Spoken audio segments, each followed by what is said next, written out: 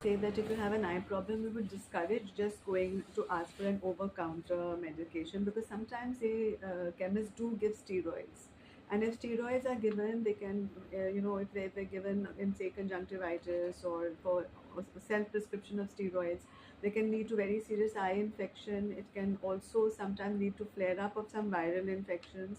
And also, if you keep putting for a long time, it can lead to glaucoma.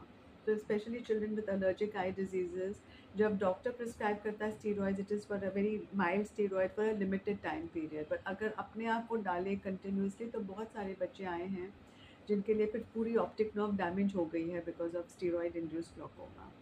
So over the counter, अगर कुछ लेना है तो then one could ask for a lubricant drop, maybe that is safe to use supposing you have a foreign body, etc. But otherwise over the counter you should not go. You should go to an eye specialist for prescription of eye drops.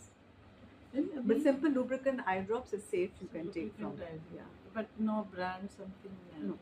No specific just brand. go and tell him. Yeah, but again that's also, there are a lot of variations, and again it may happen that you don't need it, and it may falsely make you feel better.